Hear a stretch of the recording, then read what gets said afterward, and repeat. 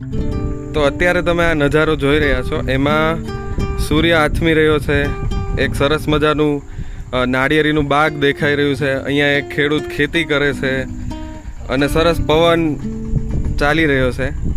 એમાં આવું તો અત્યારે કેટલા વાગે? અત્યારે 6 વાગ્યાનો ટાઈમ અંદાજે છે. એમાં રોજ અહીંયા આવું જ હોય છે, બરાબર.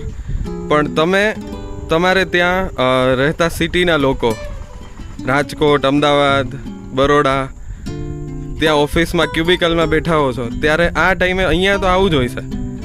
તો તમે કેટલું મિસ કરો છો આ ટાઈમને, કે તમે તો ત્યાં જ બેઠા હોય, આ અહીંયા જ હોય, બરાબર. પણ તમે ત્યારે શું આને મિસ કરો અને તમે શું કરતા હોય આ ટાઈમે જનરલી? આ સમય હોય તો હું મારી ઓફિસમાં બેઠો હું, ખાસા કાગળો મારી બાજુમાં હોય, દેશ દુનિયામાં શું ચાલી રહ્યું છે એનું તોફાન મારા મગજમાં ચાલતું હોય.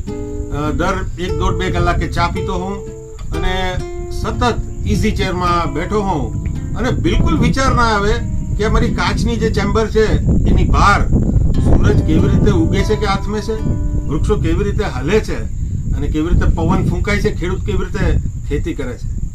જ્યારે તમે બધી ઘટમાળને છોડીને બસ નાનકડો એક બ્રેક લો અને જો અહીંયા પહોંચી જાઓ તો ઓર જીને તો ક્યાં ચાહીએ, એના જેવી આ દુનિયા છે.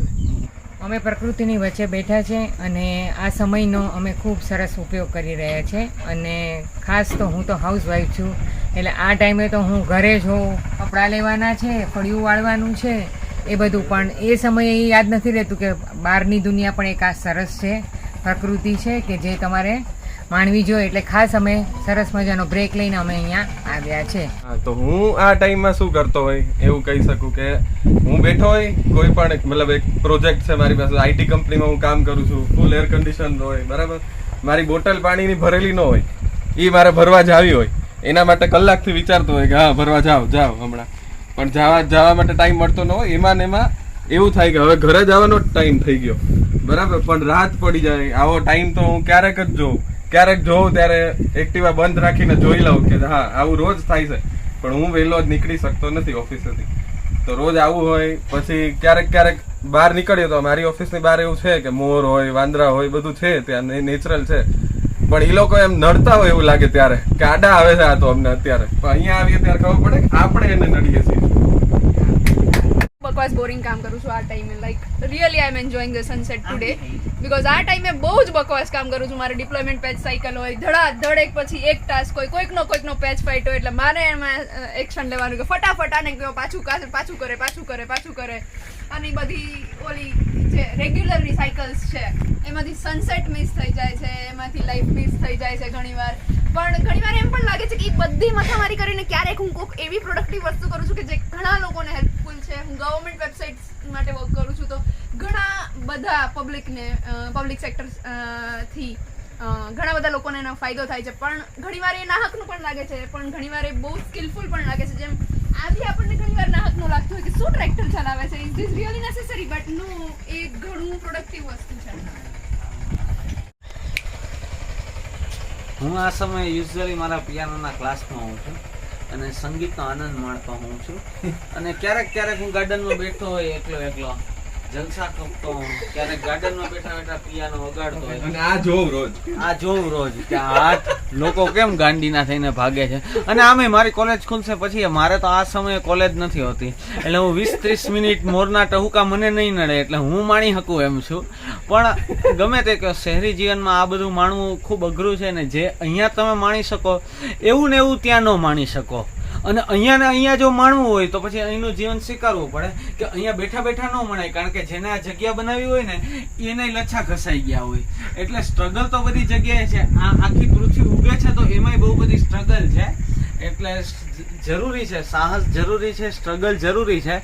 પણ આ સમયે યુઝ્યુઅલી હું પણ આ જ માણતો હોઉં છું ને હું તો સવારે સૂર્ય સાથે જ ઉઠું છું અને મારું ઘણું ખરું જીવન અને દિનચર્યા સૂર્ય સાથે જ જોડાયેલી છે.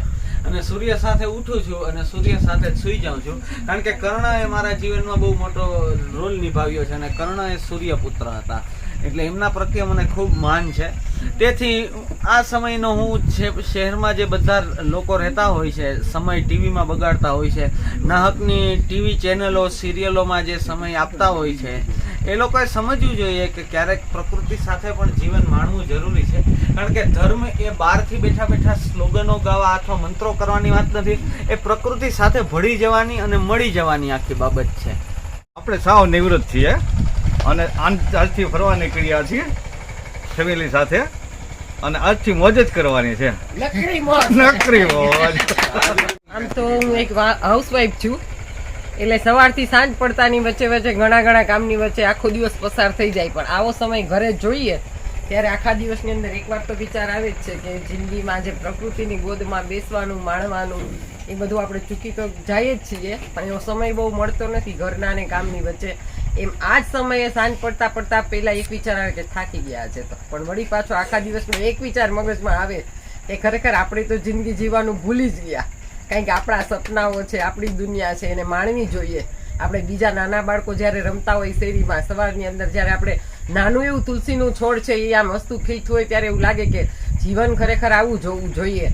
પણ આપણે આવું ક્યાંથી મેળવવું? પણ કારણ કે આપણે પ્રકૃતિની નજીક બહુ ઓછા રહેતા હોઈએ છીએ. એટલે આજે આવો આ સરસ અવસર મળ્યો કે આપણે પ્રકૃતિની વચ્ચે આવ્યા છીએ, તો પાછું એ વિચાર આવે ખરા કે આ દરરોજનો આપણો જે વિચાર હતો ને કે આપણે જિંદગી જીવવાની ખરેખર ભૂલી જ ગયા. આજે 54-55 વર્ષની ઉંમરે હવે આપણે સંસારની મોહમાયામાંથી એક બીજી બાજુ જઈ રહ્યા છીએ. પણ ત્યારે એક દુઃખદ વિચાર છે એ મગજને ઘણી વખત આવે કે આપણે એક સરસ દુનિયા જીવી હતી, આપણા શોખ એ બધું આપણે થોડું મિસ કરી ગયા છીએ. પણ એ વિચાર પાછો એવો હોય કે હવે છોકરાઓ એટલા બધા એની રીતે સ્ટેબલ થઈ ગયા છે, એટલે એના સપના, એના શોખ પાછળ આપણા સપના પાછા કેળવાશે. આપણે એ સપના એની ભેગા માણશું અને એની જ્યારે દુનિયા અલગ હોય એ જ્યારે આપણને ભેગા લઈ જતા હોય ને ભેગા ફરતા હરતા હોઈએ ત્યારે આપણને એમ લાગે કે ખરેખર આપણી દુનિયામાં આપણે જે વિચાર કરતા હતા કે આપણે જીવન જીવા નથી, પણ એ છોકરાઓ પાછી આપણને જીવાડશે. અને જ્યારે રજાઓ પડે ત્યારે પહેલાં તો અમને જયેશ યાદ આવે કે જયેશને ટાઈમ હોય તો એના ભેગા ક્યાંક ફરવા જઈએ ને એવી જગ્યાએ લઈ જશે કે પછી પૂછવાનું હોય જ નહીં કે ક્યાં જવું છે.